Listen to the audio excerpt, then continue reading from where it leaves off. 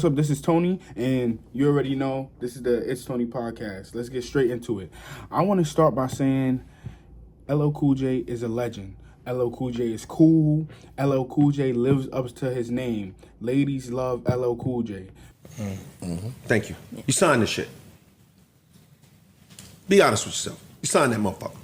Give us 1 second. Give us 1 second. You trying to open up the water for this strong ass nigga? Yo, Mel, We saw that. I'm usually on your side. See how he has riz or whatever word you want to use to show that nigga get bitches and that nigga is cool.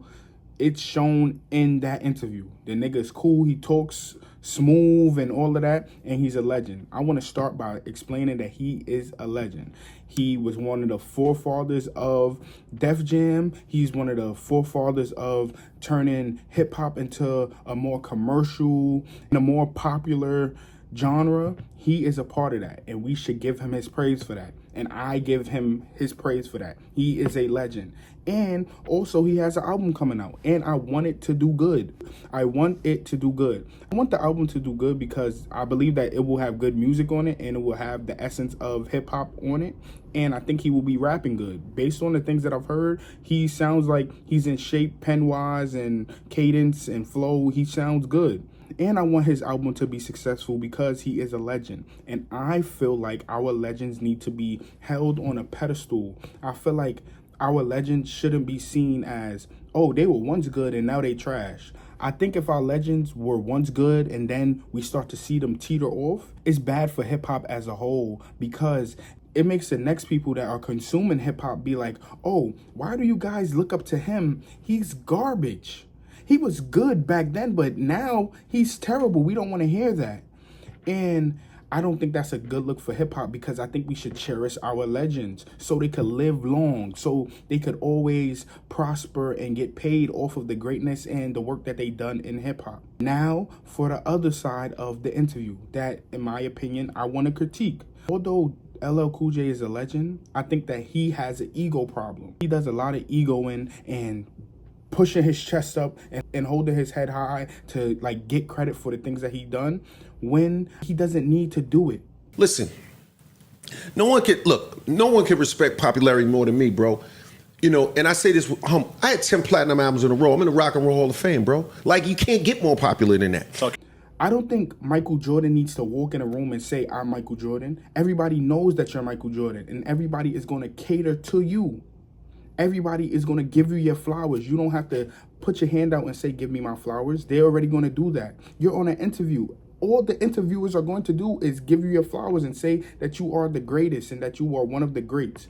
He does a lot of egoing, and then he tries to mask it as confidence and, yo, I'm just passionate and I just love this. If that's the way that you want to perceive what he's doing, okay. I don't perceive it that way. I don't perceive it that way because his words be saying one thing, and then later on his words say another thing. He does a lot of contradicting himself. So he will say, yo, I am with art. I just want to put out art and I want people to love it. When you're not jumping on a current sound, it can be a little bit riskier. Definitely. However, True. Artistically, it's more rewarding. And I go for the art first. He also says, yo, I wanted to do successful streaming and impact-wise and all of that stuff.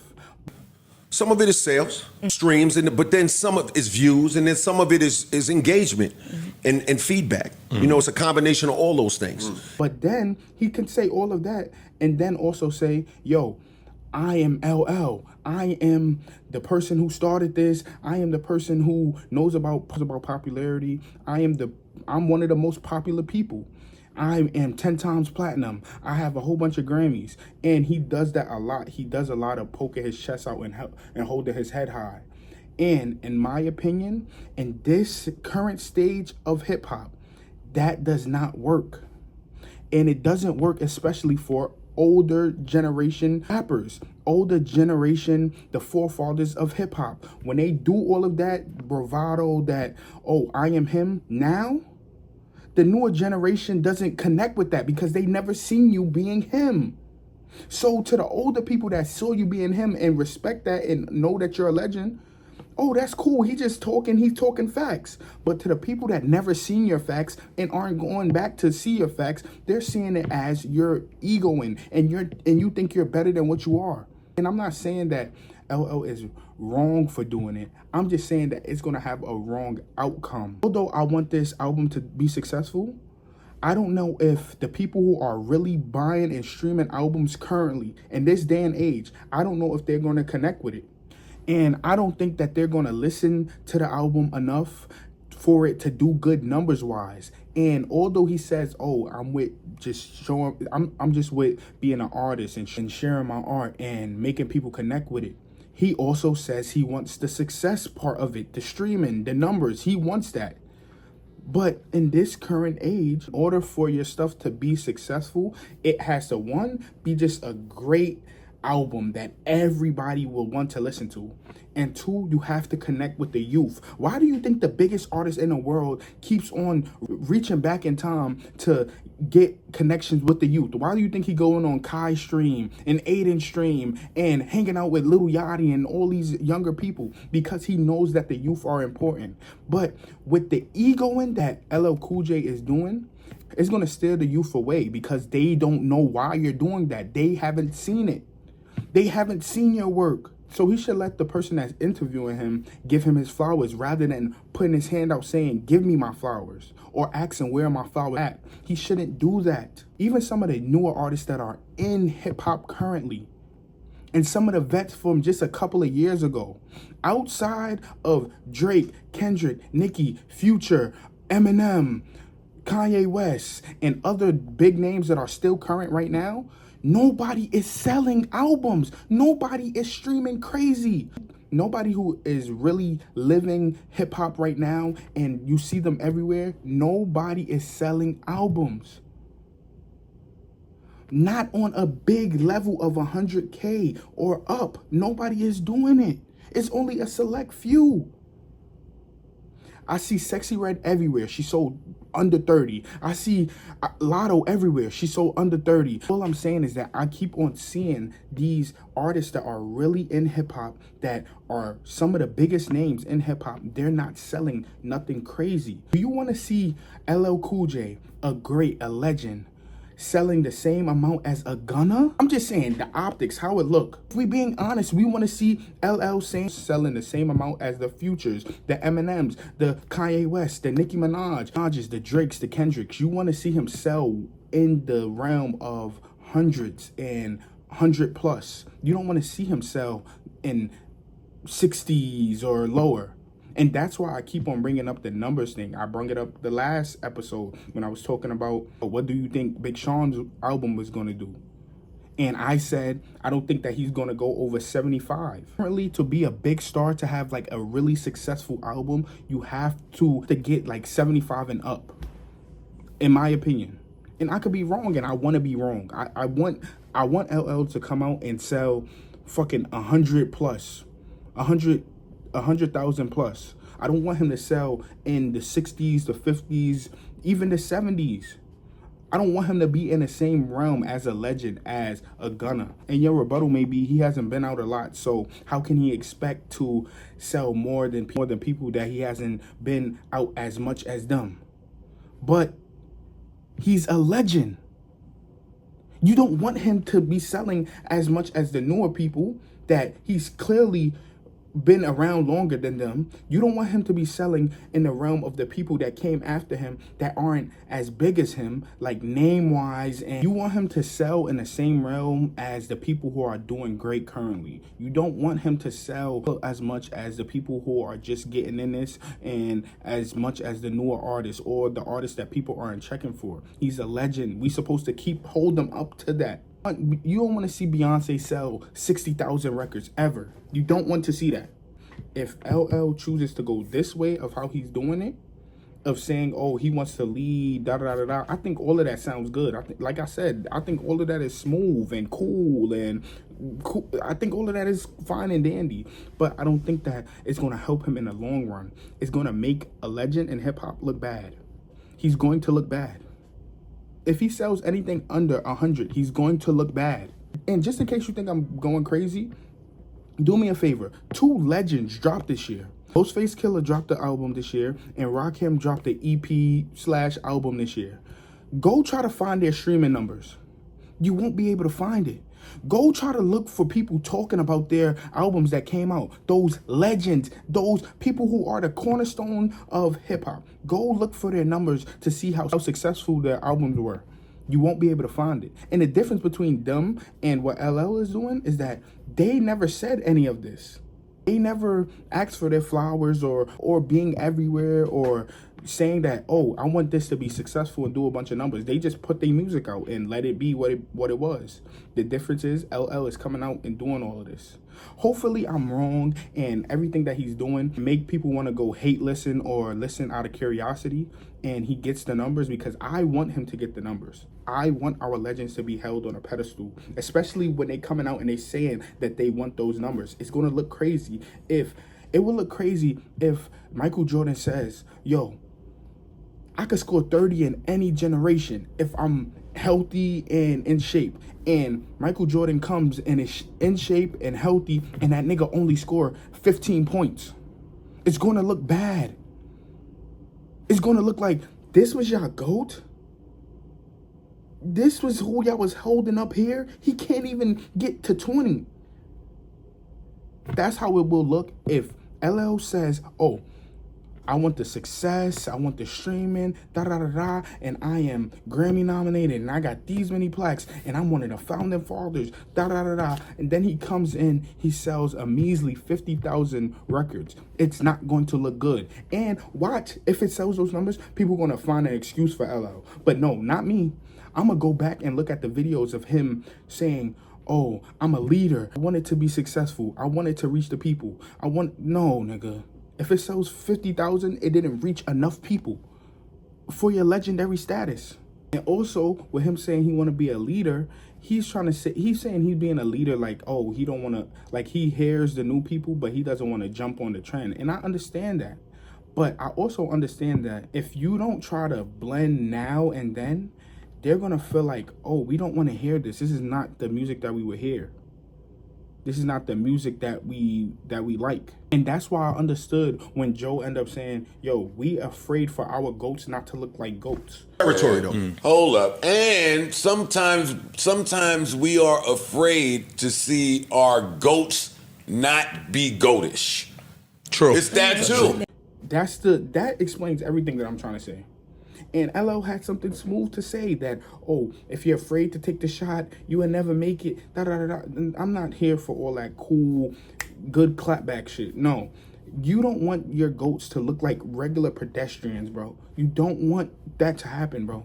You don't want a person that you held up all the way up here to look like a regular anybody. You don't want that. The only reason why I'm getting this in depth with this conversation is because LL came out and said he wants this to be successful. But everything that he's doing, in my opinion, is not going to help it look successful. He's going to make people listen to it one time and say it's mid. You got 10 plaques back then, not now. This is whack. We don't want to hear this. At the end of the day, because I've been long-winded with this, I just want this nigga to be honest, I just want him to be quiet. I just want him to be quiet. Just be quiet. Just be quiet, because you're a legend and you deserve all the flowers that you get, and you're going to get them regardless of asking, but you don't need to puff your chest out, especially in this climate of hip-hop where the youth is what runs hip-hop. They're listening to this older guy saying all of this stuff that they have never seen. They've never seen or experienced it. They've only seen you as an actor. I just hope that the album does well. I hope that people try to listen to it even out of curiosity, because I'm going to listen to it. I like the music that he's been putting out. I'm not going to be a fan of that Sweetie record because I don't understand why he's doing a song with Sweetie, but I am going to listen to this album, and I hope y'all do too. You're one of the cornerstones of this shit. You don't need to say it. People will say it for you. Since we was talking about a legend already, I want to continue with a legend, a person that I think is one of the greatest artists of all time. I want to speak on Drake, and I'm going to do it fast, bro. I don't want to dwell on this. I don't want this to be a recurring thing of just Drake. What I seen is that DJ Academic said that A new song is supposed to be coming out. The Goodness Gracious song with Lil Yachty. The only thing is that Lil Yachty's not going to be on it. I heard it's coming out, people, with a music video. There's some interesting shit going on here. I hear the Super Soak track is coming out. Music video included. One caveat. There's no Lil Yachty on it. That's a topic for later. Drake looks like he's scrambling, in my opinion. He's putting out a lot of music, and it's starting to look like he's just trying to find a way for people to forget about other stuff and for him to get a number one. That's what it's starting to look like. It's starting to look like he's chasing something, and hopefully he gets it. Hopefully this Goodness Gracious song comes out and it's good and niggas listen to it and he gets the numbers that he wants. But it just looked like he's scrambling. The part where I said Lil Yachty not going to be on the song, I think that, one, Lil Yachty is a hoster. Whatever Drake wants him to do, he will do. He just stays by Drake's side and does whatever he wants him to do. Axe said that song was originally Lil Yachty's song, and he got Drake to get on it. Now, he let Drake have it, or Drake took it, whichever word you want to use. Now it's only Drake's song. How does that benefit Lil Yachty? Like Axe said in his video. Only confusing because it was Yachty's song initially. Drake sent that to Yachty for it to be on Yachty's Concrete project.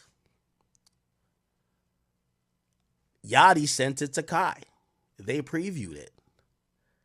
Looked like Yachty had tried to get it clear, couldn't get it clear, because apparently the guy, Mr. Hotspot, wouldn't clear it. Lil Yachty put it on Kai's stream so people could hear it, and that was his song. Now he's off of the song, and now it's just a Drake song that he's supposedly doing a video and everything for. How does that help Lil Yachty? It doesn't. It only looks like it helps him by saying, oh, here, Drake, you can have this song. I'll get off of it. Why? I just don't get what Lil Yachty be doing, bro. And it be looking like dick riding, bro. And I'm sorry, bro. It just looks like it, bro. I understand he's a great, but it just looked like dick riding.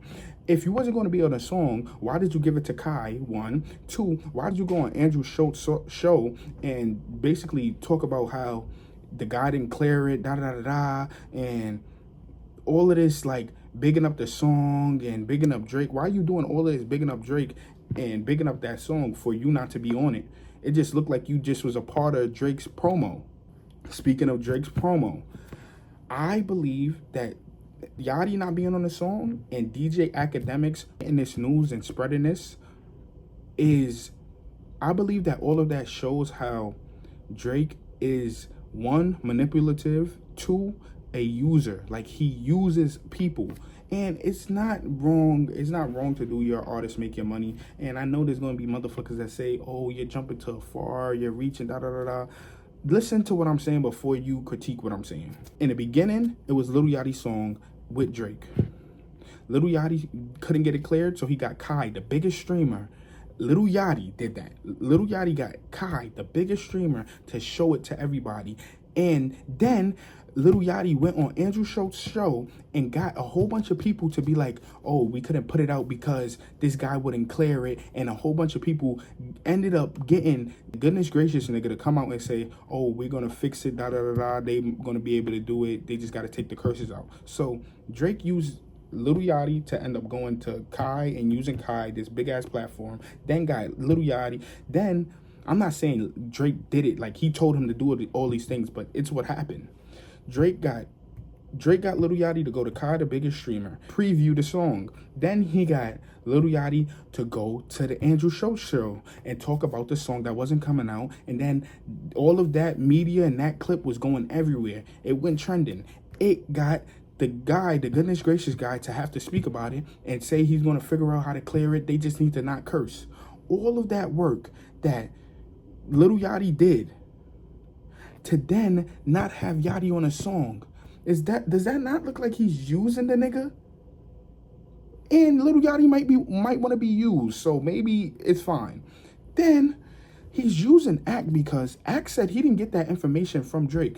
But let's be real. Do you think that the information getting to Act was an accident? Do you really think that Drake has news about stuff that just leaks that, oh, he didn't want it to leak? We're seeing the formula. He does this leak thing. He does this leak. He leaks songs to get the filler and see if people like it, and then he makes people want to hear it, and then when he's ready for the song to really come out, he puts it out. So you think that this news just got leaked? Get out of here. If you think this news just got leaked, you're an idiot. If you think that Act has these big old sources that just gave him Drake information without Drake wanting it to go to his biggest supporter, who is his biggest word of mouth and mouthpiece that says everything he wants, do you think that's an accident?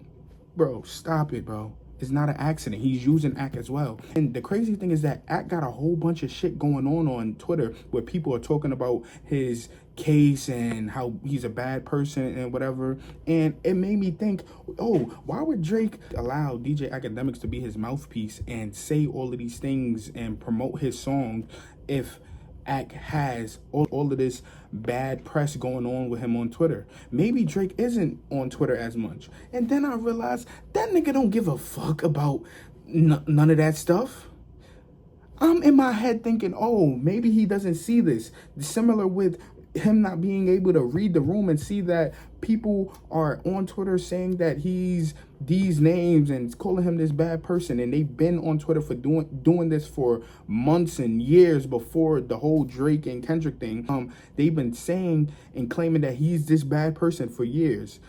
I'm thinking, oh, maybe that's the reason why he allowed Kendrick to beat him that bad with that angle, one. And two, maybe that's the reason why he's so blind to the fact that allowing DJ Academics be his mouthpiece and do all the promoting for him. Maybe that's why he's blind to that. Maybe that's why he's letting it happen, because he's not on social media. Then I realized this nigga is in charge of all of this. Drake is smart.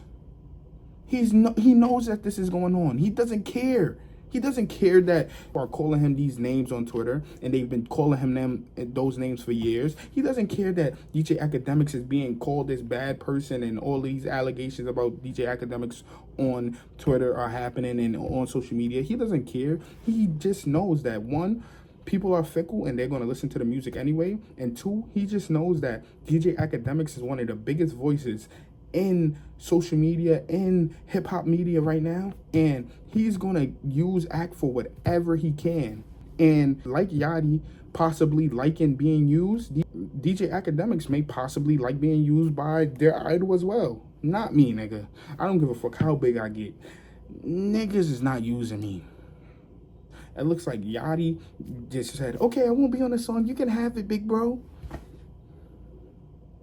It looks like DJ Academics thinks, oh, I just got this source that wasn't Drake.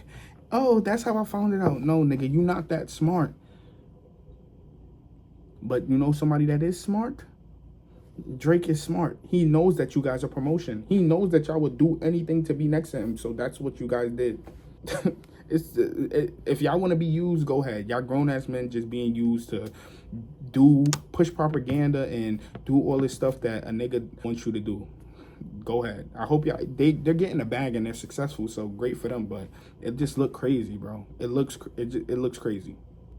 But thank you for watching. Make sure you like, comment, and subscribe.